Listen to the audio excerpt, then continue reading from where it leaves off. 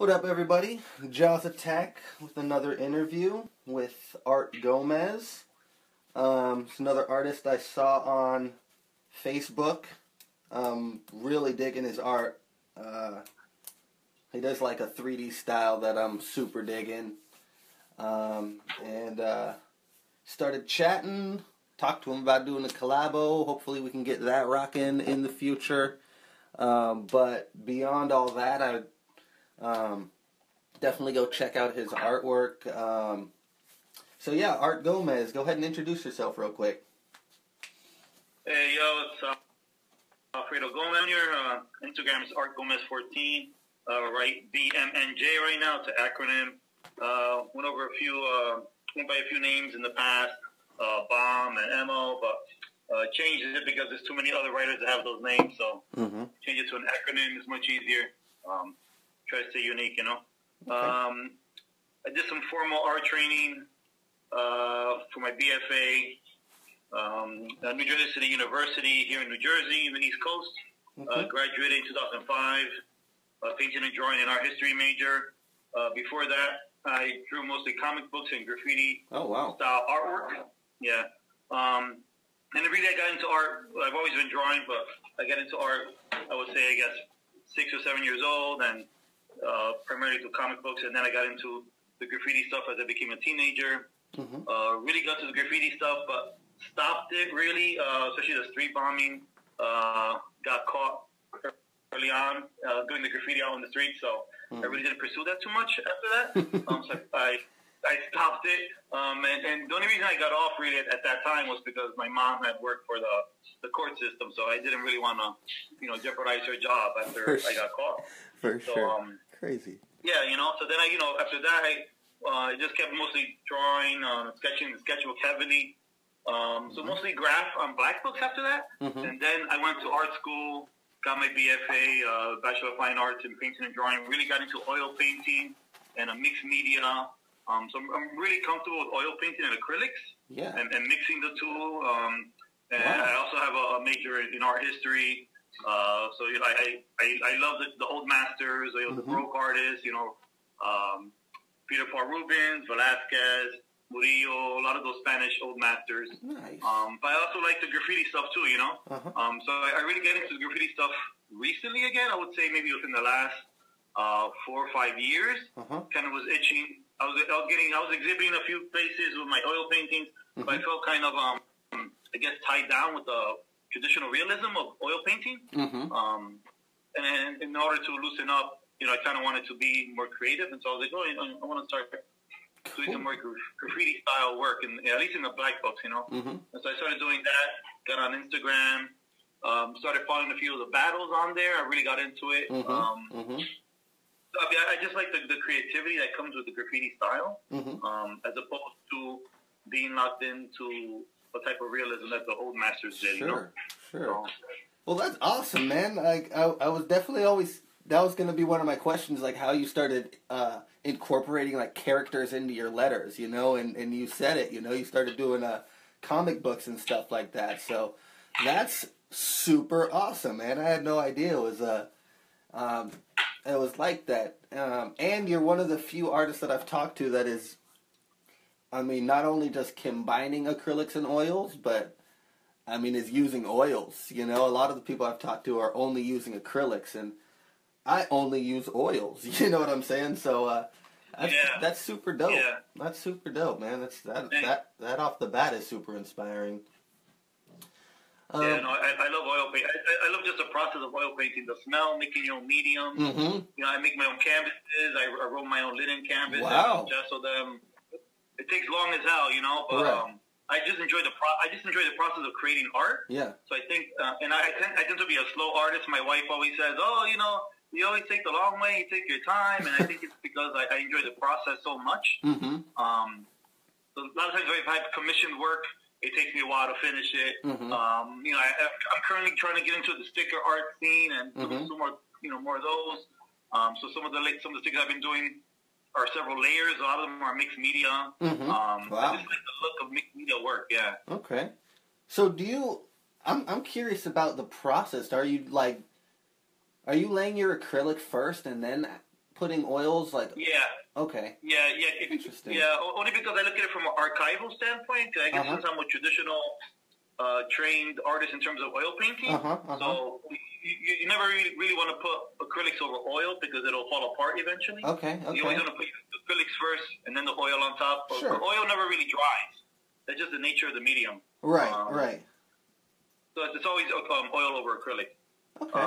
But yeah, I haven't done oils. The only oils I've added to the graffiti stuff, some of the full color sketches, I'll put like an oil pastel as final touches. Okay. To give it like a nice sort of rough impasto look. That's kind of nice. But in terms of, I haven't done much graffiti stuff on canvas, but I mean, that definitely would probably be the best way to do like a full-on mixed media with oil and acrylic, really. Wow, man, that's something I'm definitely gonna have to try. You know, that's all I do is like the graffiti style on canvas. So that's super dope, man. I'm stoked to hear that.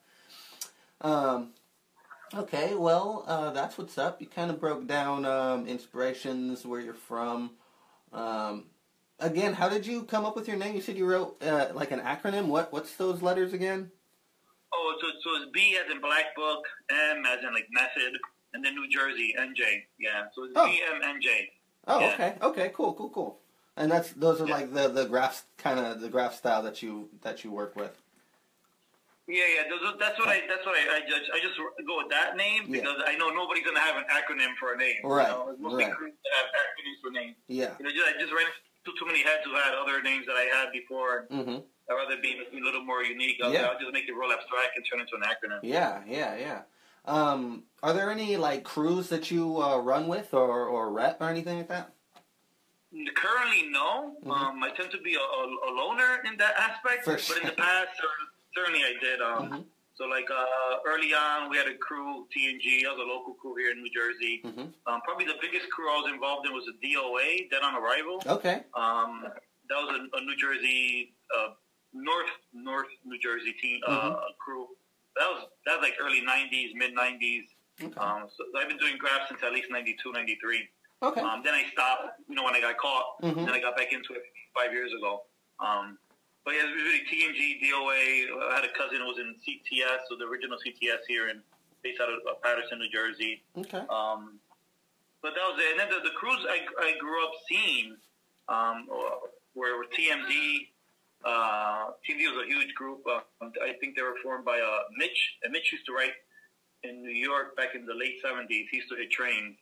He's in a few books. He's kind of an obscure guy, but he's kind of he cast like this big shadow here in New Jersey back in the 90s. He's such a prominent figure here on the scene over here, at least. I think he must have moved from New York at some point and moved to Patterson, New Jersey.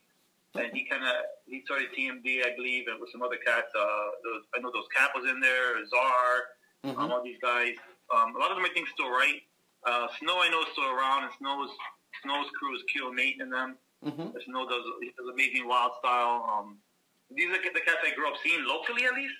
In terms of graph, the only graph artists I was exposed to back then in the early 90s were some of the big names that are already making big moves back then, and in magazines. So somebody like Mode 2 from overseas. I love Mode 2 style. He always makes characters, and he had a real interesting letter style. Totem, of course. Totem. I've always been a big fan of Totem. Bio out of New York, Darrow out of New York. I always like the New York-based wild style. For sure. But then I also like kind of like the 3D that, from overseas and from over here. Yeah. Just mixing them both. I really enjoyed. I like artists who can do multiple styles. Yeah, for sure. Yeah, when I went and painted with my friend yesterday, it's like, I was like, you know what, I'm just going to rock a 2D style. It's definitely, definitely good to flip to both styles. And most dimensional artists that I look up to are definitely from other countries. There's very few that are in the States that feel are really pushing. But you're here, and I'm definitely inspired by what you do. So that's tech, man. So that's I'm stoked to hear this, man. You named some classic artists that were inspirations, and some current, more modern artists that you're inspired by. So that's super tight, dude. Let's see. What's the best advice or tip someone's given you? Man, there's a lot of advice. That's hard. I know. I had this militant art teacher back when I was in undergrad, Ben Jones. He's a well-known African American painter here out of New Jersey. And he's constantly exhibiting all over the world, in Cuba, here in Florida, in the States, in New York. He's a major influence on me. Okay. More for the work ethic in terms of being persistent, creating your art, even if it's not coming out how you want it to come out. Oh, wow. Okay. Yeah, and one of his things was he always said, in terms of making strong art, no matter what genre it is, if it's traditional painting, computer art, graffiti, or oil painting, whatever, he always said the composition of the artwork is 50% of making it successful. So in other words, the way you present it to the viewer, that is going to catch their attention more than how good it is. Wow. Yeah, and that includes, like, storytelling. So, like, if you spin it with a story, a certain angle, it'll tend to be more interesting than some other work that's highly, realistic. But it's, from a portrait view, it's the same view you've seen, over and over again. Yeah, that was always some really good advice. Wow. So I always look at something with how am I going to compose it first? How am I going to lead the viewer's eye to the page? Most Westerners look at art from the upper left to the right, but if you're Middle Eastern, or if you're from Japan, Japanese, top down. Or if you're Middle Eastern, from right to left. So it depends. Wow. Also, what culture you're in. So there's a lot of things you think about, or at least I think about when I come to a page or a canvas. I think that's probably one of the biggest, the most interesting, at least, advice that I've received. Yeah. As I was learning. So you said you studied or mastered, what was it, in art history as well? Is that what you said? Yeah, I have a BFA in painting and drawing, and then also in art history. Okay. My favorite art is, traditionally at least, is the Baroque art history. Okay. So like the Spanish masters, like Rembrandt, Vermeer, those guys. Wow. That's crazy you say that, because literally, like, I want to say like 3 weeks ago, one of my really good friends, who I also interviewed, Morris, was saying the same thing. He's like, I just was learning about composing, like the composition, how big of a necessity it is. You know what I'm saying? And so that's crazy that you mentioned that, man. That I'm gonna have to definitely look more into that. Okay, cool. So that's good. You've mentioned how long you've been working on your craft, so that's what's up. Where do you envision your art going, or what are some things you'd like to eventually do with it? I think like most artists, try to make some sort of living off of art. That'd be great. I think I have exhibited a bit more, maybe within the last 4 or 5 years, but that was more traditional oil painting. So I haven't really exhibited with the graffiti stuff, or at least the black book stuff. I did do a whole dive bar in the Lower East Side in New York City maybe 2-3 years ago. Okay. So in terms of graffiti, that was probably the biggest piece with the most most visibility, at least, For sure. But otherwise, I would love to just exhibit more and make some sort of living. Maybe. Okay. I'm thinking about making some limited edition prints, stuff like that. Yeah. Start off small, For sure. Yeah, I don't know. I've told a bunch of people this, but like something that I've always been interested in is like how cereal boxes are made, because it's like they got their original letters and then like a character. And so I tell myself, if I ever get rich, I'm gonna do cereal boxes. Yeah, you'd be surprised. Yeah, you get a specific niche that nobody else has. Yeah. So I don't know. That's why I like kind of asking that, just to kind of see where people's minds are at. Okay. Yeah. Some mediums you've used: oils, acrylics, and do you ever like spray paint? Or I guess you stopped bombing back in the day. You said. Yeah, I stopped bombing maybe mid-90s. But I have done some wall work. Like I just mentioned, 2-3 years ago, I painted a whole dive bar in New York City. It was called the Hop Devil Grill. Okay. You can look up the hashtag. So you look up the hashtag Hop Devil Grill or the Devil Hops On. Either of those hashtags, you'll see me working on the dive bar in New York City. There's tons of pictures of, Okay. you know, from beginning to end. I painted the whole inside, the bathroom, the ceiling, Okay, the wow. outside, the facade. Wow. Yeah, it was a great experience. Yeah, it took me like 2-3 months. Mm-hmm. It took forever. It was just me really by myself. I had a buddy come in to help me, you know, Sure. prepare the walls initially, but otherwise it was just me by myself. Okay. It was all spray paint, or did you like hand paint any of them? Well, the bathrooms are small and cramped. I had to do mixed media. Okay. And, you know, the smoke of the spray paint was getting to me after a while. Yeah, in the bathroom. yeah, So definitely.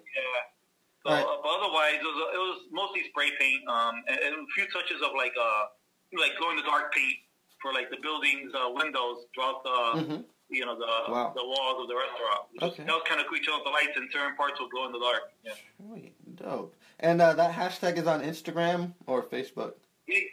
Hashtag Hop Devil Grill or hashtag I believe it's the Devil Hops On, but definitely hashtag Hop Devil Grill. Hop Devil Grill. Okay, I'm gonna check that out, and I could add that to the interview when I upload it. So awesome.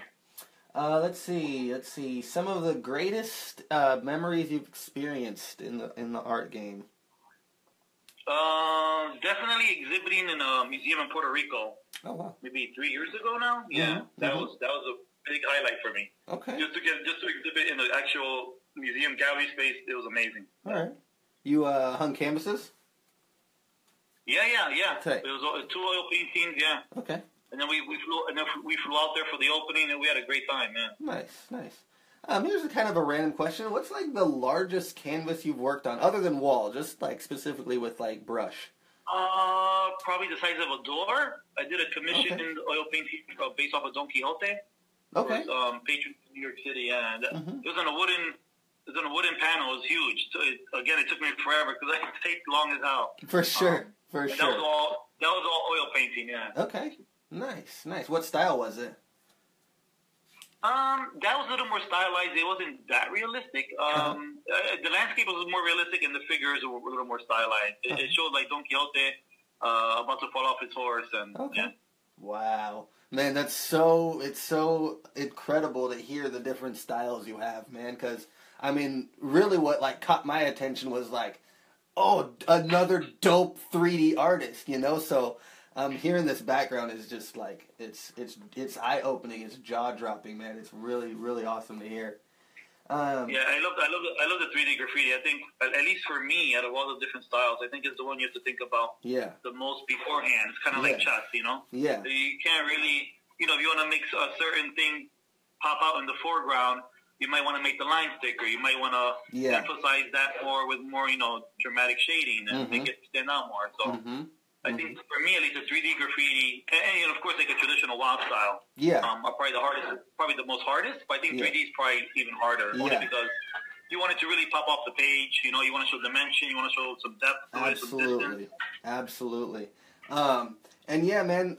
Let's see. I was talking to one of the other homies that I met on Facebook who does 3D graffiti, and he had this like mock up of a cover for like a 3D book, and that's when I was like, all right, I hit him up. I was like, we can get this going, man. I really want to like, again, just get a bunch of different 3-dimensional artists, and then maybe have like different sections in this book, you know? Yeah, that'd be cool. Yeah. So man, and definitely you were one of the top ones on my list, you know.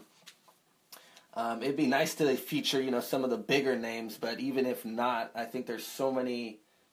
I mean, it'd just be like a huge collaboration book. And I have connects on making books, too. So, we'll talk more about that later on. So, definitely, yeah. Yeah. All right. What's one of the worst experiences you've experienced? In terms of art? Yeah. It has to be getting caught by the police. I mean, that was, I was doing a highway in the dead of winter, me and a buddy, and I think we had stopped because the cans, for those who go bombing in the middle of winter, already, the cans get really cold. Oh, yeah. Oh, yeah.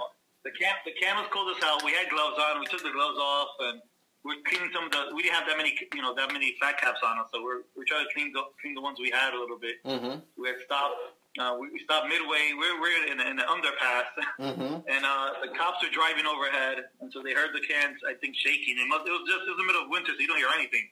And, then we heard the walkie-talkie. We froze a bit, and they came down. They called us.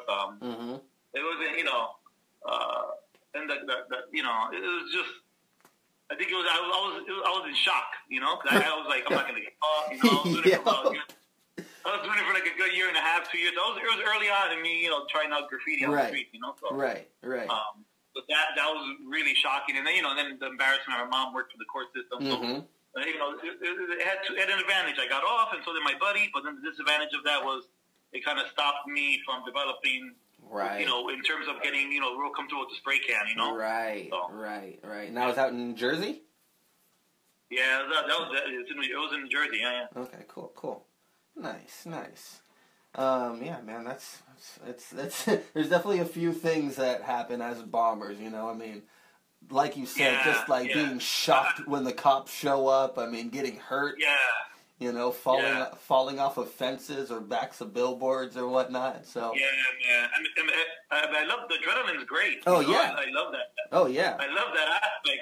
But there's other parts that aren't so. That I know a lot of bombers and writers don't talk about too much. But yeah, man. Yeah, the adrenaline and just like hanging out with the homies, and you both know it's like you're putting in work. So it's quite the life, man. I mean, I don't bomb anymore, but that's what made me. I just can't do it. I have a daughter, I have a family. I can't really, I don't want to have a good job. I don't want to, mess all that up. I think it's crazy how Norm is still going out and bombing, and some of those high profile names, like even Revoke, those guys are still going out. It's amazing. Yeah, they're ruthless. Yeah. I actually, in my undergrad. I actually had a class with Ryan. Oh wow! Okay. Yeah, from MSK. Yeah. But that was before he moved out to the West Coast. Okay. And he was already making a big splash over here before he moved out over there. Nice. Yeah, that's a crazy crew, man. Never met any of those dudes, but hopefully in time. All right. Let's see. What are some projects that you're currently working on, or the next things you got scheduled? In terms of graffiti, I have two or three big sticker packs, handmade sticker packs I'm working on. Exhibition-wise, nothing in the works at the moment. I was working with a curator for the past few years, but it's just I'm not crazy about working with like a middleman, and they keep half of the commission, and there's like shady business going on. So I kind of cut my ties off with him, and I'm kind of just doing my thing for now. And hopefully I can catch some more. Maybe some group shows in New York City. I also work at the Metropolitan Museum of Art in New York City. Oh wow! Okay. So I have a lot of connections through there. Wow. Yeah, I'm a manager there. So. Oh wow! Okay. I have a good job. I'm in an arts related field. For sure. In terms of making a living off my art, it's just not there, not yet. Yeah. Right. Are you the only graffiti writer over there? I feel like there's at least one or two, but we haven't met each other yet. Okay. Because we have it's a big museum, Okay. They have staff art shows, and so once in a while I'll see like some tinges of graffiti in some of those staff art shows. Okay. I always figure it. It helps being successful having stuff scheduled, so that's why I kind of like. Especially for like some of the other people who aren't really used to scheduling stuff, I like getting that thought out there. Like, all right, what do you have scheduled next? So I gotta. The scheduling is great. Yeah. That's definitely a secret that I learned. All right, well, this is going pretty quick. What are some words of wisdom that you would have for the next generation? Just keep at it and expose yourself to all different types of art. Don't limit yourself to just what you think traditional graffiti is, or even if you're into painting and not into graffiti, maybe you should try out graffiti. And I think the more different mediums you try out, it's only going to help you as an artist, because you have different things at your disposal. When you're trying to work something out.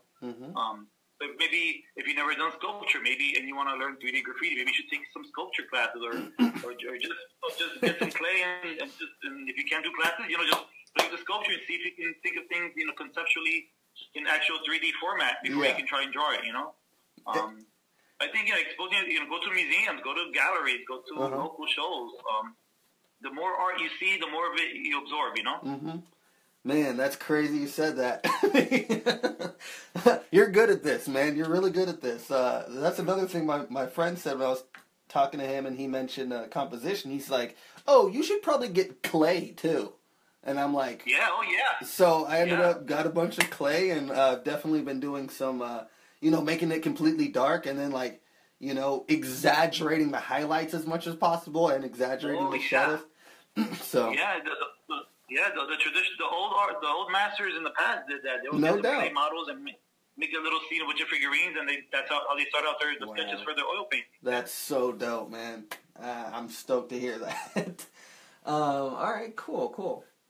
So, other than being an artist, what are some other things you're into, like music or anything like that? Music-wise, I play the drums, but not the American drum kit. More the Cuban drums, like the conga drums. Oh, wow. Drums. Okay. Yeah, some hand percussion. Mm-hmm. I really get into that, and some Latin jazz and jazz. Okay. I love '90s hip hop. I don't know if you've heard the term "stuck in the '90s." That's me. I love the '90s hip hop for sure. So that, and then I also, in a weird twist, I'm also into gardening. So I'm into saving those rare and hard to find heirloom seeds. Okay. So so I have a nice garden. I have a garden just for herbs. I have a garden for vegetables and things like that. Excellent. And I trade seeds with other seed savers from around the world for harder to find seeds. Wow. Yeah. I'm really into gardening. Nice. That's weird. No, that's dope. That's super dope. Yeah. I asked one of my friends, and he, what was unexpected to me, he was just like, "Oh, fishing."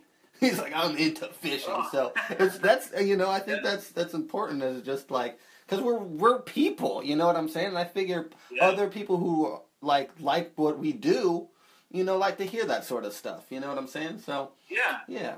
Yeah, I think all of it influences your art in a way. Yeah, absolutely. So I imagine the colors of gardening influence my art. I love color schemes and all that. Definitely. You kind of do something that Dame does a little bit, and you work with your background color. I love that. Yeah, Dame's amazing. Yeah, I mean, well, nothing to be said. That's just an amazing artist. Yeah. I love working. Yeah, so that I got that more from the that's from my art training, because a lot of the old masters, especially the Baroque artists, they would prime their ground. So in other words, they would paint their white canvases like a neutral gray color or brown color, and they call that imprimatura. So what it is when you're painting your sketches on top of that, you incorporate some of that underpainting to show through in your figures. Sure. And you can do it for reflected light and. So I got that more. I guess I brought that over from oil painting. Dame definitely does that. I love that. Yeah, incorporating the ground, the surface color. Yeah, the Impressionists did that as well. I think a lot of it I just brought over from my training with the, traditional painting and art history. Sure. I love that. Because let's say if you're just used to doing black and white and you want to try some color, but you're scared to use color, which is fine. That's normal. Maybe just get some blue paper. And do your same black, do your your drawing in pen. You do some highlights in white, and then you have 3 different colors. You have black for shade, white for highlight, and then the blue of the paper is the middle color. No doubt. And then you can slowly start adding different colors and build up your color scheme. I love working with colored paper. Oh man, I'm about to do some new sketches just because you said that, bro. Because it's amazing. You can do blue paper and do a fluorescent orange, and that thing will pop off that paper. You can't believe. That's so dope. I just while you were saying that, PETA popped into my head. I think you and PETA kind of have a similar approach on stuff. I love all those 3D style artists. Definitely, those guys are amazing. Yeah. For sure. I would love to do murals that big. yeah, definitely.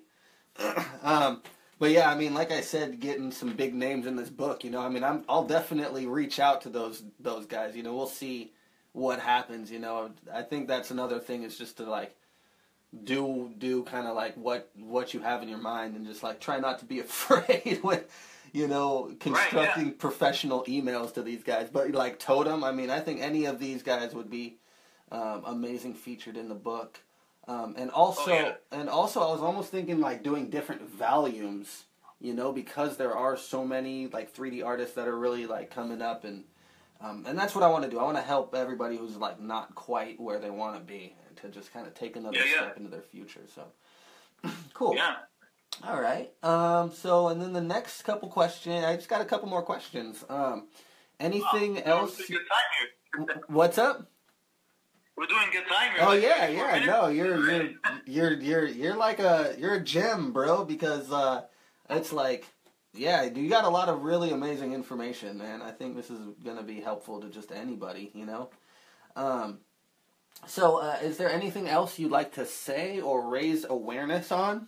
Like any, you know, I mean, just anything. I mean, I mainly add this question. I always say this. I mainly add this question because one of my good friends really likes ranting about politics and culture. So, so just like any other topic that you would just like to raise awareness on, you know what I'm saying?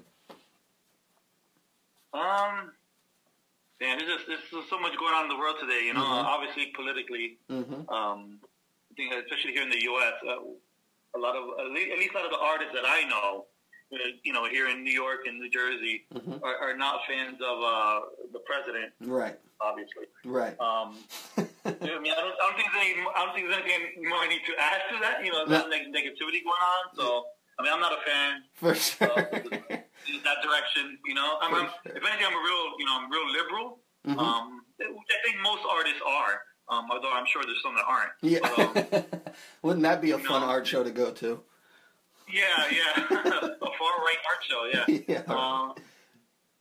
You know, and I guess, and also because since I'm a gardener, I'm really into, you know, preserving nature and things like that. So, those are the things I care about the most, really. I think people being able to express themselves, whether that's through art or music, or you know, and you know, and just taking care of the planet we live on. You know? Excellent. I'm really into that. Yeah. Okay. Yeah, I like that. I like that. That was dope.